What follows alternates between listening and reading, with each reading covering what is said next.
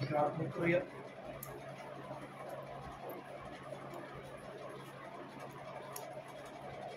धन्यवाद महिमामय परमेश्वर, तुझ्या आभार उपस्थित करतो तुला. धन्यवाद प्रभू. स्वर्ग आणि पृथ्वीच्या निर्माण करत्या परमप्रधान, स्वर्गामध्ये भूमंडलामध्ये विराजमान होणाऱ्या गौरवशाली जिवंत देवा, येशू ख्रिस्ताच्या नावामध्ये प्रभू आम्ही तुझ्या पाया जातो. यासाठी बाप्पा या घराची उपकार स्तुतीची प्रार्थना तू आशिषित कर प्रभू. वाघमारे दादा, सर, त्यांची लेकरं, त्यांचे नातवंड, या घरामध्ये जो आशीर्वाद तू दिलास महान प्रभू परमेश्वरा, तू इतका आशीर्वाद दिलास प्रभू.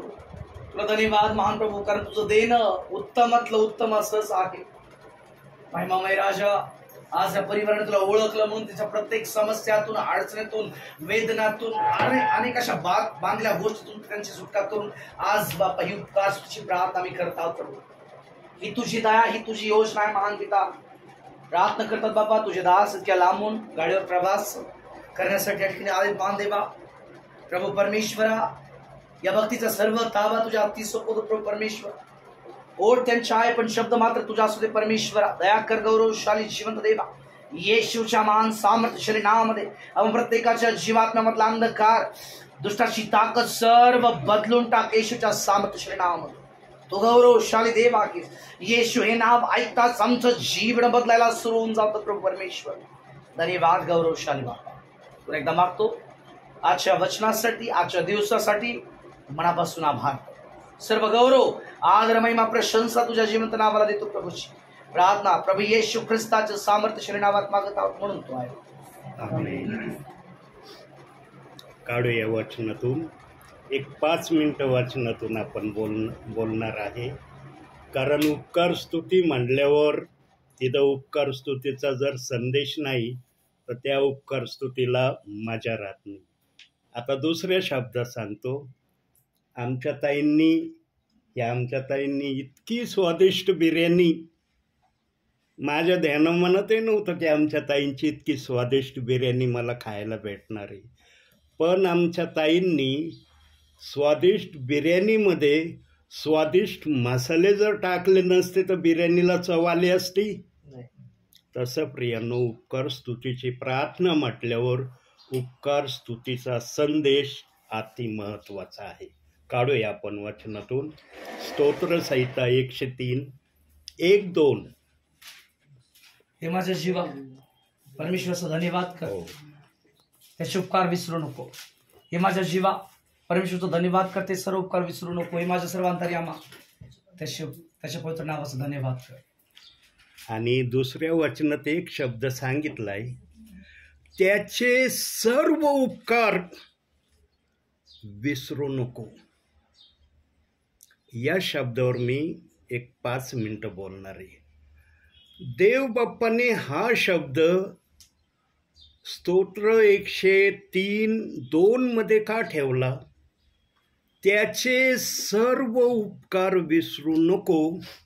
म्हणजे यातून देवाला नेमकं कोणती भाषा सांगायची, कोणता अर्थ विश्वासणाऱ्यांना कळवायचा आहे, कोणत्या गोष्टी विषयीची योजना प्रभूच्या मनात आहे जी आमच्या बुद्धीला आकलन होत नाही. प्रियांनो, जगामध्ये कितीही ज्ञानी व्यक्ती असला ना, कितीही ज्ञानी, इवन त्याला पुढं होणाऱ्या गोष्टी इवन तो सांगणारा असला ना, पवित्र आत्मा इथपर्यंत मला बोलण्याची जर शक्ती देतो तर मी बोलल्याशिवाय राहणारा नाही. पण त्या व्यक्तीला देवाचं वचन देवाच्या आत्म्याशिवाय सांगता येणार नाही. आणि बुद्धीच्या आकलनाने कोणीही पवित्र आत्म्याचं वचन एकमेकांना सांगू शकत नाही.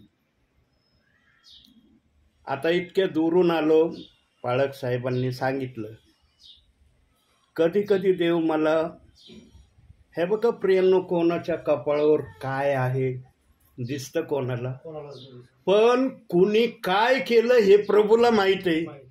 प्रभूपासून गुप्त राहील का कोणती गोष्ट?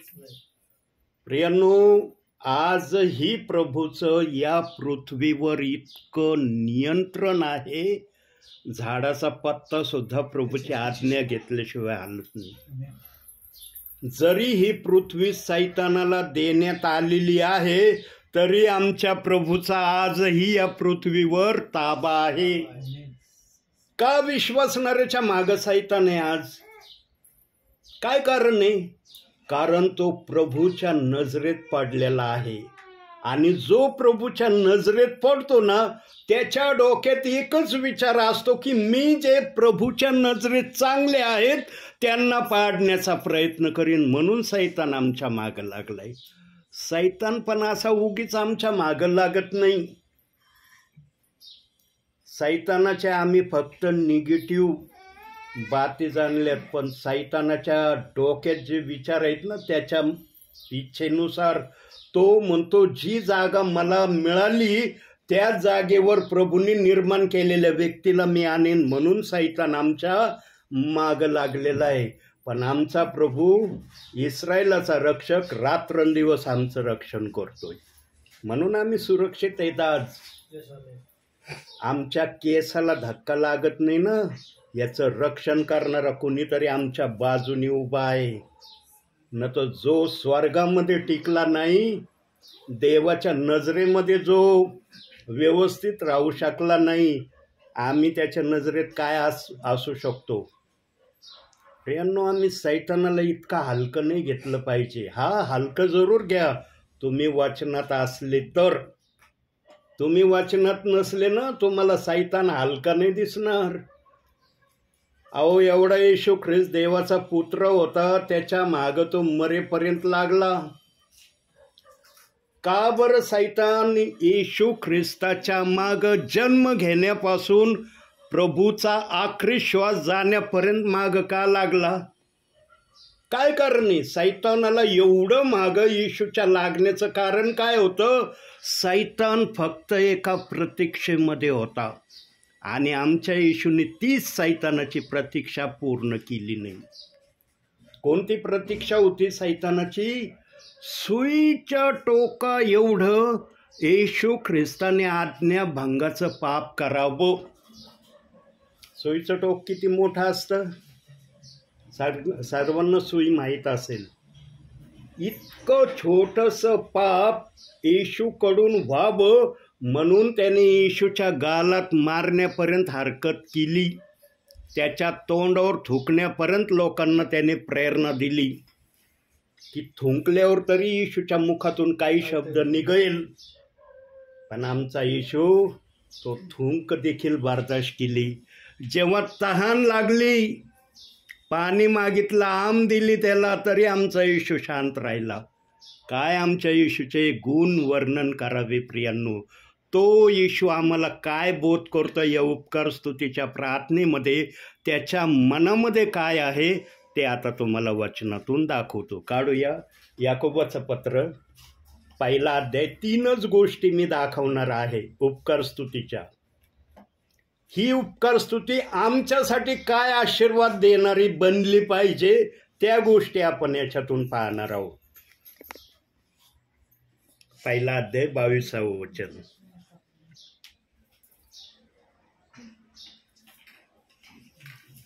वचनाप्रमाणे आचरण करणारे असा, केवळ ऐकणारे असू नका. प्रियांनो, आशाने तुमची फसवणूक तुम्ही करीत आहात. प्रियांनो, देवाची सर्वात मोठी इच्छा काय आहे?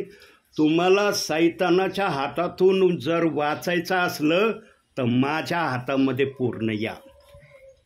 पण व्यक्ती असा व्यक्ती आहे की तो पूर्णपणे प्रभूच्या हातात जात नाही. आजही काही विश्वासणाऱ्यांचा एक पाऊलात एक पाऊल बाहेर आहे. आणि प्रभूचं वचन सांगतं, मला दुटप्पी वागणारा व्यक्ती मान्य नाही. दुटप्पी व्यक्तीला कधी स्वर्गाचं राज्य दिलं जाणार नाही. त्याच्यासाठी स्वर्गाचा दरवाजा प्रभूने बंद ठेवलेला आहे. पण या समयात तो दरवाजा बंद नाही. या समयात तो उघडा आहे. का उघडा आहे? जो प्रभूचा धावा करील प्रभू त्याला स्वर्गात येण्याचा अधिकार देईल. म्हणून वचनात काय सांगितलं? जो प्रभू येशू ख्रिस्तावर विश्वास ठेवतो त्याला मी सार्वकालिक जीवन देईन. सार्वकालिक जीवन काय अंगणात व्यतीत करण्यासाठी आहे का? स्वर्गामध्ये ते जीवन व्यतीत करण्यासाठी आहे. आणि जो वचनाप्रमाणे चालतो त्याचा गुणधर्म काय माहिती का? एक गुणधर्मावर तो चालतो. हे बघा प्रियांनो, जगामध्ये सगळे लबाड बोलतील, सगळे ठकवतील, सगळे एकमेकाविरुद्ध आपले गुन्हे लपवतील. पवित्र आत्मा कधीच कोणाला घाबरत नाही आणि तो बोलल्याशिवाय राहत पण नाही. त्याचा गुणधर्म आहे. पवित्र आत्मा जे बोलतो ना, मनुष्याला सुधरवण्यासाठी बोलतो. पवित्र आत्मा कोणाला बिघडवण्यासाठी कधीच बोलत नाही.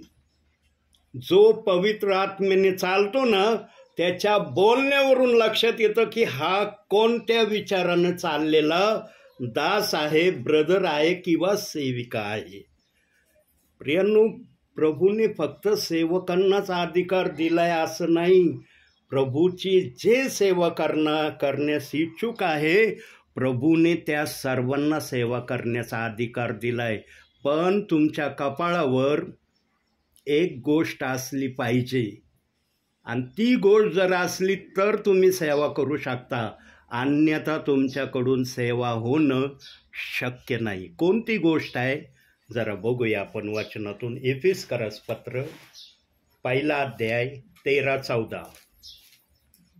ही गोष्ट त्याच्या कपाळावर असलीच पाहिजे आणि ती फक्त प्रभूला दिसते, आम्हाला दिसत नाही.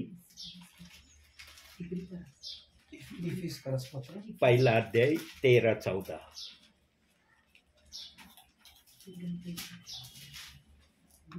वाचा.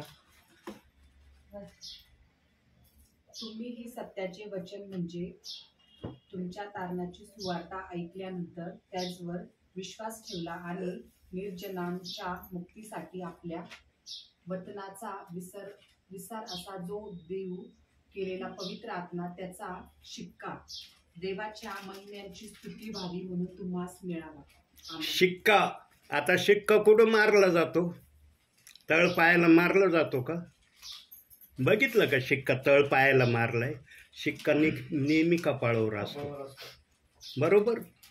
आज आमच्या बहिणी कपाळाला खून ठेवतात. का ठेवतात?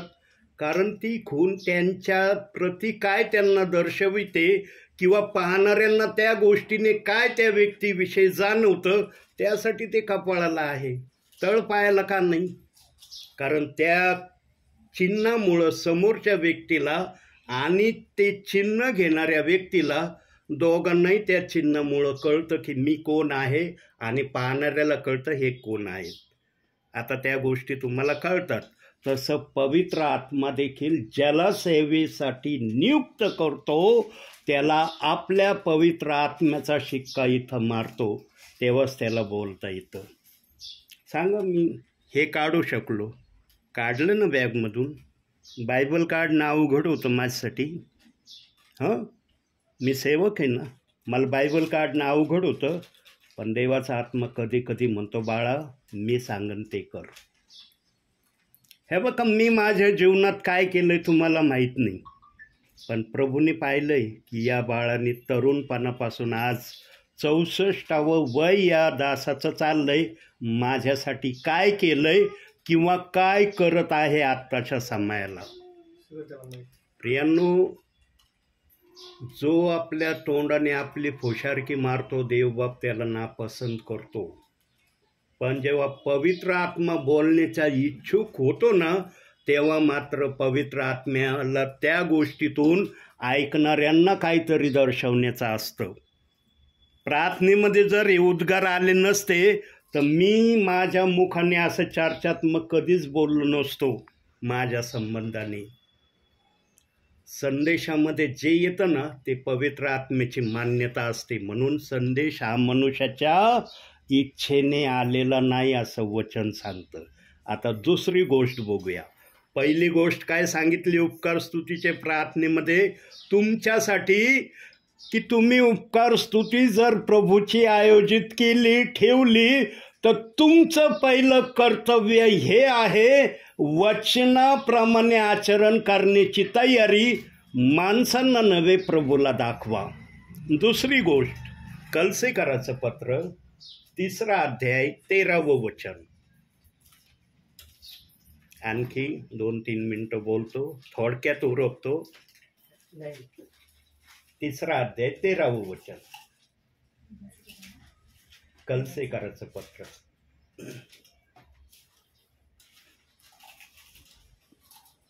तिसरा अध्याय 13वं वचन. एकमेकांचे सहन करा आणि कोणाविरुद्ध कोणाचे गाऱ्हाणे असल्यास आपसात क्षमा करा. प्रभूने तुम्हाला क्षमा केली अशी तुम्हीही करा. आज किती जण एकमेकाला क्षमा करण्याच्या गोष्टीमध्ये आहेत? आजची जर रनिंग परिस्थिती सांगितलं ना प्रियांनो, तर घरामध्ये घरातले व्यक्ती एकमेकाच्या विरोधात आहेत, भाऊ भावाच्या विरोधात आहे, बहीण बहिणीच्या विरोधात आहेत. ते एकमेकांना क्षमा करत नाहीत. जे आपल्या घरातल्या प्रियजनांना क्षमा करू शकत नाही ते बाहेरच्यांना काय क्षमा करणार आहेत? त्यांना बाहेरच्यांची काय दयामाया येणार आहे? जे त्यांच्याबरोबर राहिले, त्यांच्याबरोबर वाढले, त्यांच्याबरोबर संगतीत वेळ घालवला, त्यांना जर क्षमा करण्याची त्यांच्या मनात इच्छा नाही तर परक्याला क्षमा करण्यासाठी तर प्रश्नच येत नाही हो. तिथं तर जागाच नाहीये. आणि वचन सांगतंय सहन करा. आज किती जण सहन करतात? फक्त चर्चमध्ये गेलं, चर्चमध्ये या मुखातून आवेचे शब्द प्रभूला सांगितले म्हणजे आम्ही फार धार्मिक होतो, हा गैरसमज विश्वासणाऱ्यांनी आपल्या मनात ठेवलाय. वचनाप्रमाणे करणं याच्यामध्ये प्रभू म्हणतो हा माझा आहे आणि त्याच्यासाठी तो दरवाजा स्वर्गाचा आहे. आवडणाऱ्यांसाठी तो दरवाजा नाही. पण आजचे पाळक काय सांगतात? जे स्वर्गात येणार नाही ते नरकात जाणार आहे. मी छाती ठोकून सांगतोय हर ठिकाणी. आणि आजचा हा माझा संदेश कितवा आहे मला माहिती नाही प्रभूच्या नावाने सांगण्याचा. एकही विश्वासणारा नरकात जाणार नाही हे मी प्रभूच्या आत्म्याने पुराव्यानिशी सांगू शकतो. माझ्याजवळ बायबलच्या वाचनाचे पुरावे. आणि आता मागच्या महिन्यात 3 गोष्टीच्या वचनाने पुरावा देऊन सांगितला. यूट्यूबला माझा संदेश चाललाय. किती काही शुभेच्छा आल्यात मला म्हणे ब्रदर एकदम करेक्ट वचन आलं म्हणे.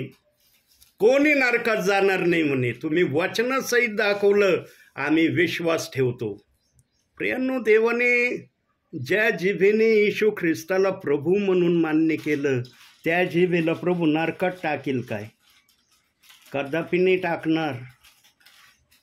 प्रभू इतका अन्याय नाही, इतका पक्षपाती नाही. अरे हा टेम्पररी आला, जाऊ दे, टेम्पररी आला, गेला निघून, जाऊ द्याला, टाका नरकात. असा आमचा प्रभू आहे. सैतानाला देखील प्रभूने स्वर्गामध्ये इतकी सुधारण्याची संधी दिली, इतकी सुधारण्याची संधी दिली, पण सैतानाने त्याचा दुरुपयोग केला स्वर्गामध्येच.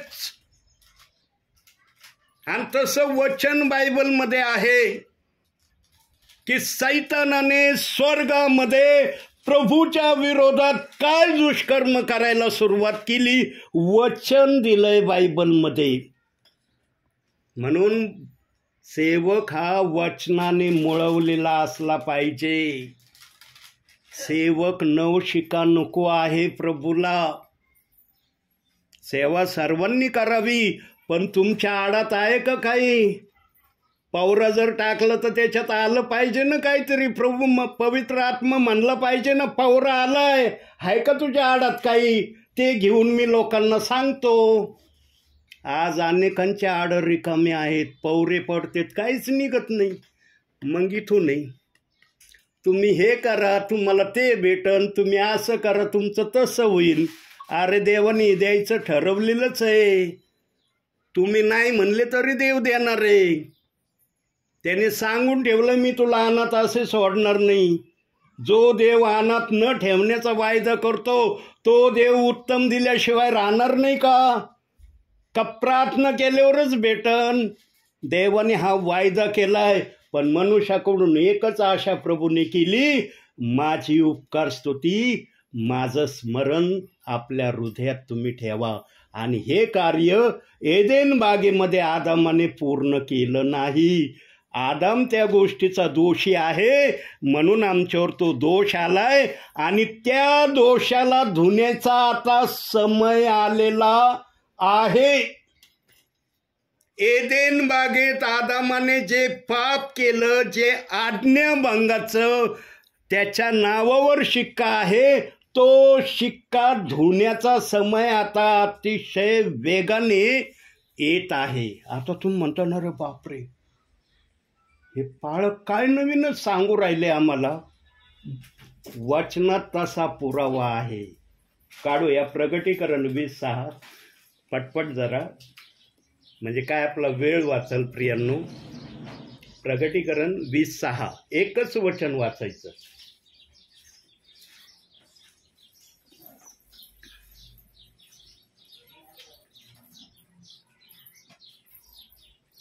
शेवटचं पुस्तक बायबलचं 6 20वा अध्याय 6वं वचन.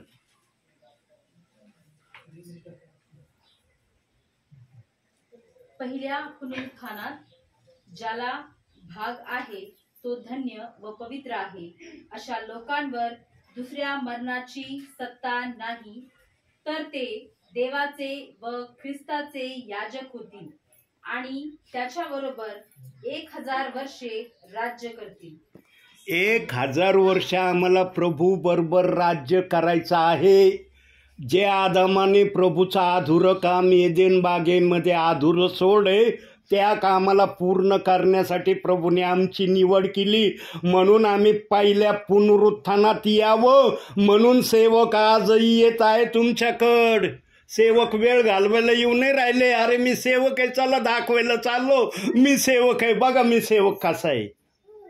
तुमचं पहिल्या पुनरुत्थानात येणं व्हावं असं वचन सांगतंय, मी नाही बोलत. आणि त्या पुनरुत्थानासाठी देवाने तुमची निवड केली. म्हणून या दासाला सकाळी सकाळी प्रभू म्हणला, बाळा आज मी वाघमारे बंधूंच्या घरी आहे आणि मी दूरदूरल्या इथंच आलोय. प्रभूला साक्षी धरून सांगतो, मी कुठंही वळालो नाही, 2 शब्दाची कुठं प्रार्थना नाही केली. जो विश्वासू असतो ना, देव त्याला पारखतो. अरे माझा दास खरोखर मी सांगितल्याप्रमाणे करत आहे. प्रियांनो, धन्य तुम्ही आहात. या ठिकाणी तर प्रार्थना होऊच राहिलेली आहे, पण उपकार स्तुती आहे. याच्यासारखा आशीर्वादित व्यक्ती या भूतलावर कोण आहे, ज्याच्या घरामध्ये देवाची उपकार स्तुती चाललेली आहे. अहो काय आणलं जगात आणि काय जगातून घेऊन जाणार आहे तुम्ही? देवाचं उपकार स्मरण या ठिकाणी तुम्ही करत आहात.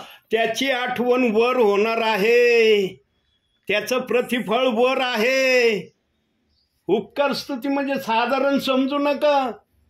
आज काही जणांना उपकार स्तुती म्हणजे काय नाही, उपकार स्तुती हो आमच्या घरी. अरे का उपकार स्तुती आहे? काय उपकार केले देवाने म्हणून उपकार स्तुती ठेवली? सांगावं आमच्या बहिणीने. काय नाव आहे ताई तुमचं? श्रद्धा. श्रद्धा. बाळा, मी जेव्हा आलो होतो तेव्हा काय बोललो होतो की तुम्हाला मुलगा होईल, बोललो होतो ना? खोटं आहे का? खरं बोलतंय ना? जोरात बोलायच्यात रेकॉर्ड झालं पाहिजे. बघा आमच्या श्रद्धाताई बोलतात की खरे तुम्ही बोलले होते. आणि जेव्हा आता मागं मी येऊन गेलो या ठिकाणी, वर प्रेयर चालली होती, तेव्हा पण बोललो होतो ना की आमच्या ताईंना मुलगाच होणार आहे. आणि मुलगाच झालाय ना. प्रियांनो, सगळे जगामध्ये खोटं बोलतील, पवित्र आत्मा खोटं नाही बोलणार. पण पवित्र आत्मेतून असलं तर खोटं बोलणार नाही. बुद्धीतून असलं तर मला नाही माहिती मग काय होणार आहे. आणि 5वी वेळ आहे या दासाच्या मुखातून असं होण्याची. अजून 3 बहिणींवर ती प्रक्रिया होणार आहे.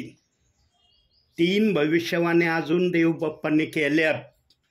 असं समजू नका की संपलं. 3 भविष्यवाणी अजून पूर्ण व्हायच्यात. आता देवबाप कधी पूर्ण करील ते देवबाप्पाला माहिती. माझ्या हातात काय, मी आज येऊ दे नाही. आता रस्त्याने जाताना काही होऊ शकतं माझ्यावर. माझी गॅरंटी आहे का? मी कधी जाणारा व्यक्ती आहे. देव आहे का तसा? देव या ठिकाणी पण आहे आणि त्या ठिकाणी पण आहे. त्याचं अस्तित्व पृथ्वीवर पण आहे आणि स्वर्गात पण आहे. म्हणून प्रियांनो, जर प्रभू म्हणतो एकमेकाचं सहन करा, तर ज्यांनी उपकार स्तुती ठेवली त्यांच्यासाठी आदेश आहे. लक्ष देऊन ऐका प्रियांनो, एकमेकाचं होईल तितकं सहन करण्याचा प्रयत्न करा. आणि प्रभूसमोर, केवळ प्रभूसमोर तुम्ही आदर्शाचा कित्ता बना. येशू ख्रिस्त जगाच्या नजरेत कसा होता? जर जगाच्या नजरेत येशू ख्रिस्त आदर्शाचा कित्ता असता तर गेला असता का वधस्तंभावर? जाऊ दिला असता का लोकांनी वधस्तंभावर?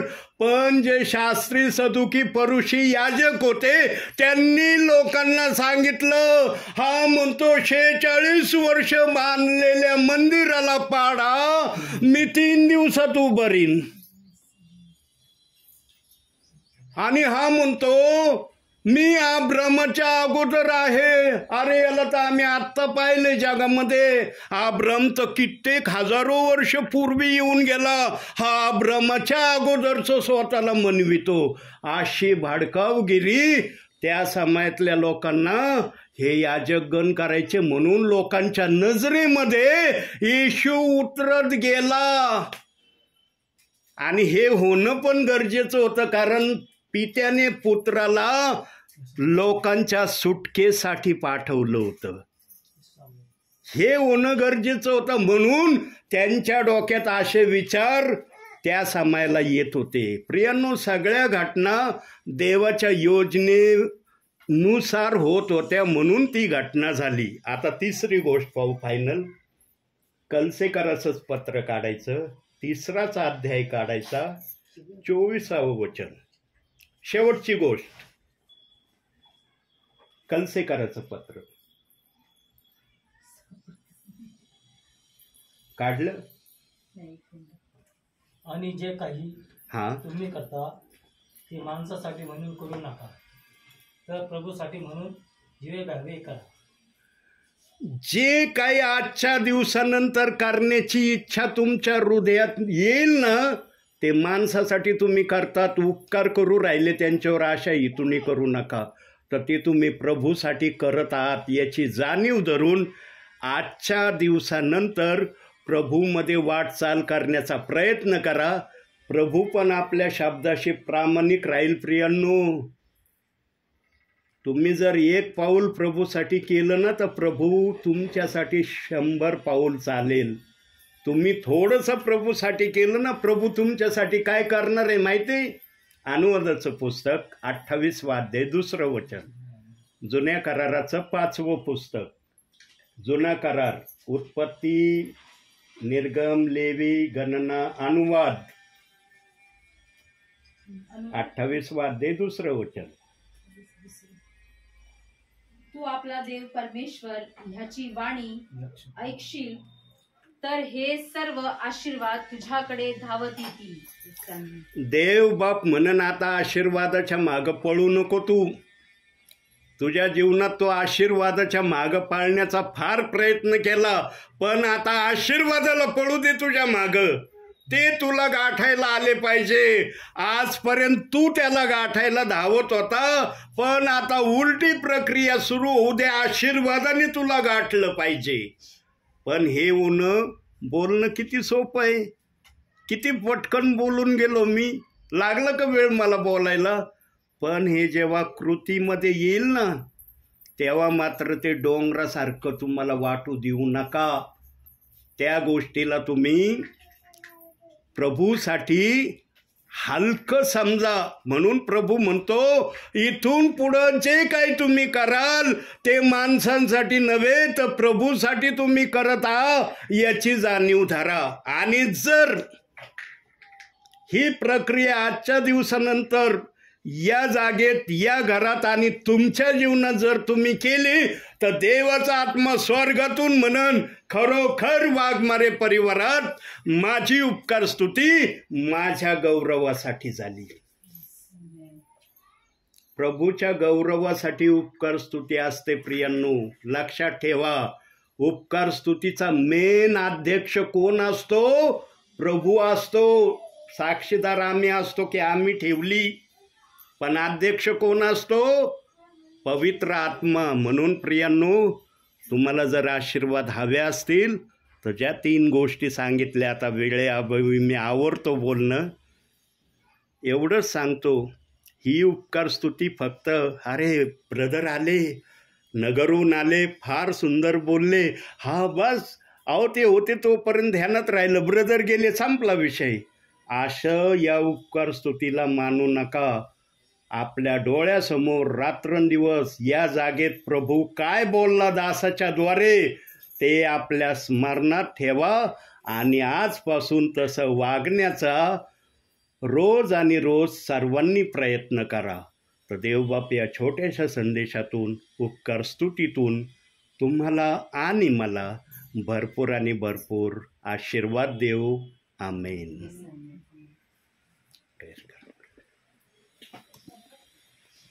हालेलुया.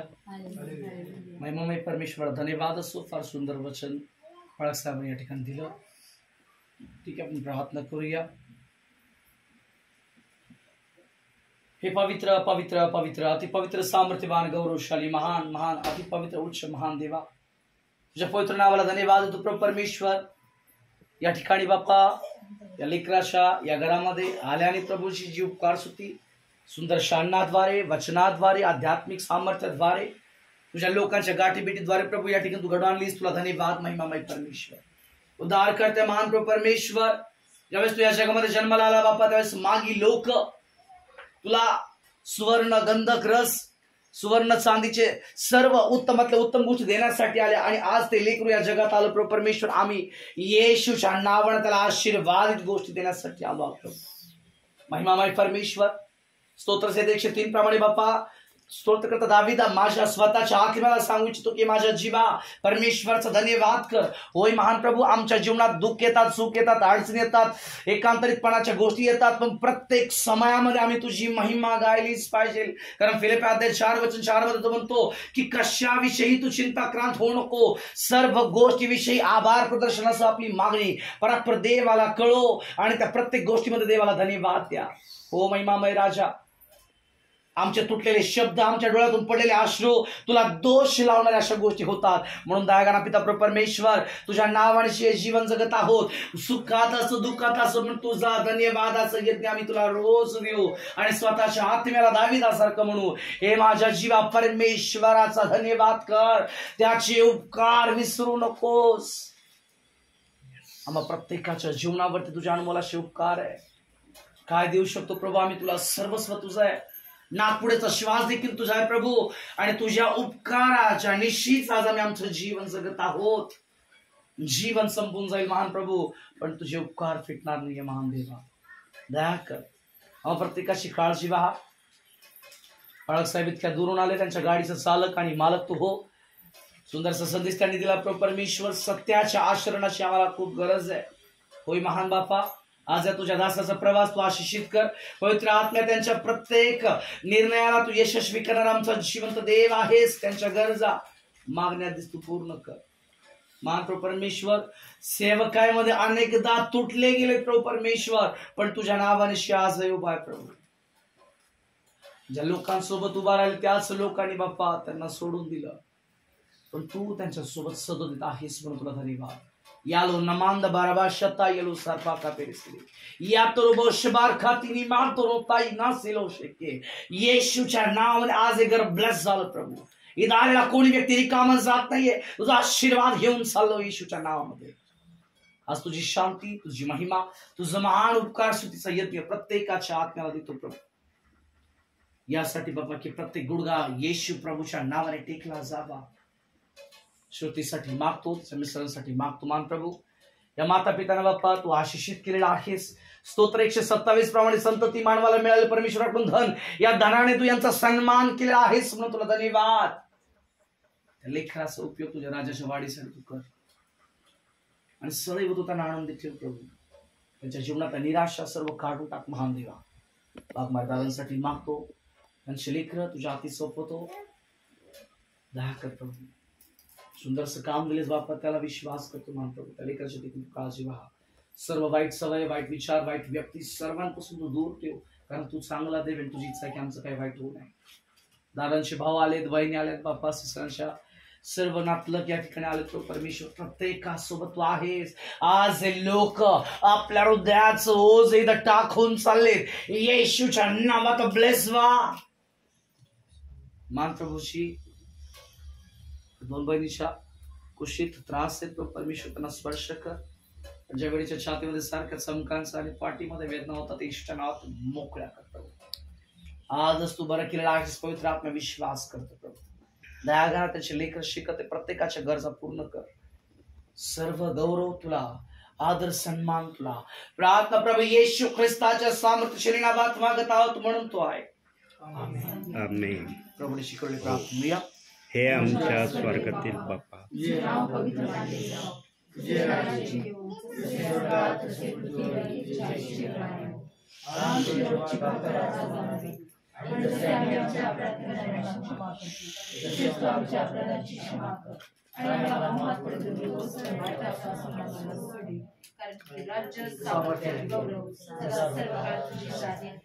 स्वर्गाचं महादेव प्रभू येशू ख्रिस्ताची कृपा, देवजुबाप याची विपुल प्रति पवित्र आत्मा तुझी महान संगती, वाघमारे दादा त्यांच्या सर्व लेकर, श्रुती सुद्धा सते लेकरू आणि या घरातल्या प्रत्येक कार्याला सदस्य लहान थोरापासून प्रत्येकांपर्यंत महान तुझी उपस्थिती आता तू पुढे सर्व काळ असतो. आमेन.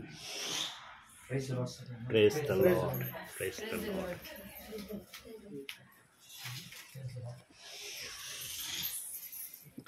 Praise the Lord. God bless you. Praise the Lord. Praise the Lord. Praise the Lord. थोडंसं काय Praise the Lord देतात sir. Oh, praise the Lord. Praise the Lord. Praise the Lord. Wow, खूप सुंदर word. Praise the Lord. Great मुलगा. Praise the Lord. Praise the Lord. Praise the Lord. फारच सुंदर नातो दिला तुम्हाला देव बाप्पाने. पंखा लावा, चक्र येऊ राहिल्या.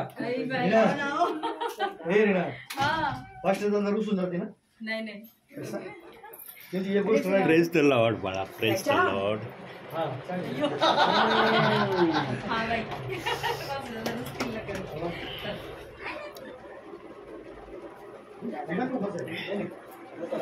कसं तुम्ही